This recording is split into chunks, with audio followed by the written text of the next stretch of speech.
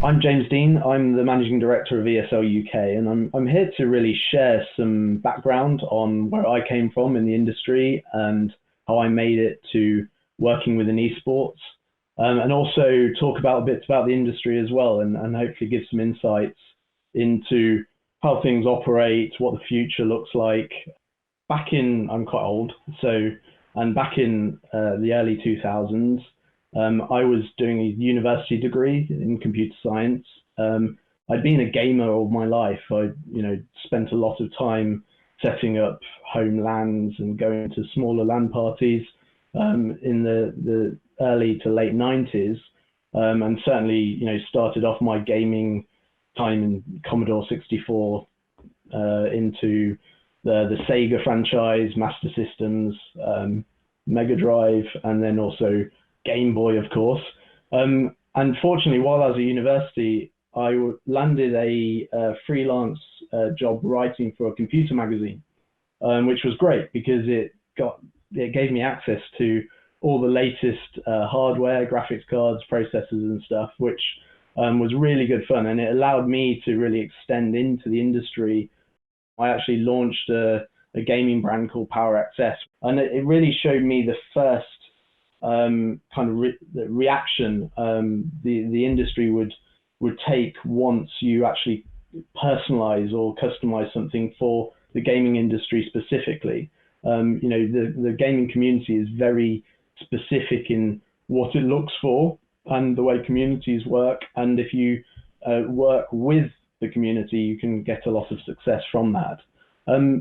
I really enjoyed that time, and in 2006, I started my own business. That was quite a scary moment in my career. It meant that I had to kind of ditch that full-time wage and jump into a space where I didn't know what the outcome was going to be. So I started a company originally called Immaculate, which then changed its name to Quoda. And really that specialized in marketing and sales support for all of those IT companies that I used to work with. So graphics card companies, motherboard companies, and peripherals as well.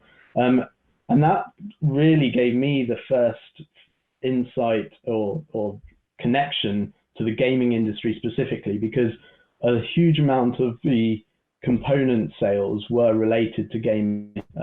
Generally speaking, hardware companies will make specific items for the gaming industry. They're early adopters, and obviously they usually are buying the higher end equipment. So even if we look at some new technology, such as, I don't know, let's take VR when it came out, the first point of call for that entire industry was gaming. And then after a few years, I was introduced to a company called ESL in Germany, and really ESL wasn't that well known, especially in the UK.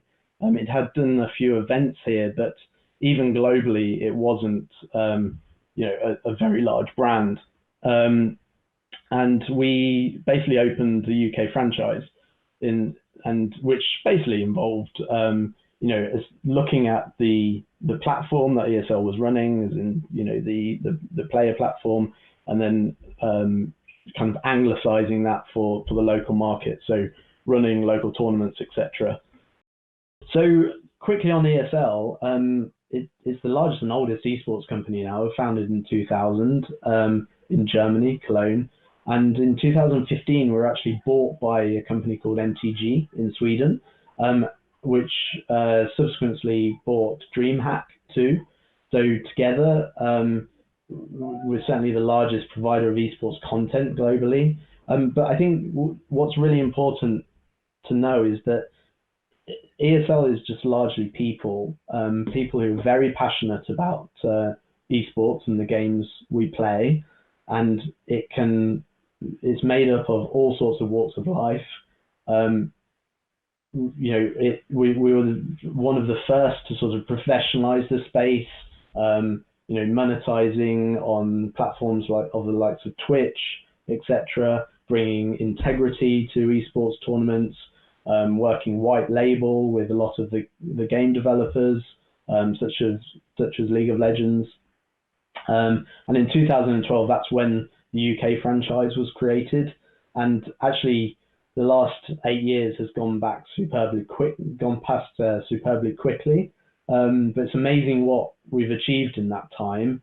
And I think that should serve as real inspiration to say that if you stick at it, it really does, it prevails and it comes about. I want to go into a bit of detail now about the ecosystem itself. And just to start off, I think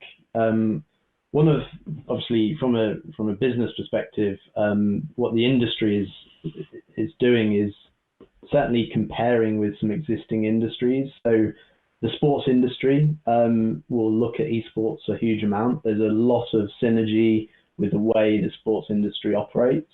And it's very similar. We have teams, we have tournaments, we have the games that people play and the audience. But obviously, there's one big difference, two big differences really. The first is that when we're in a stadium or what we're watching, the pitch is in effect the game. It's a virtual space. That's not obviously any similarity to physical or traditional sports.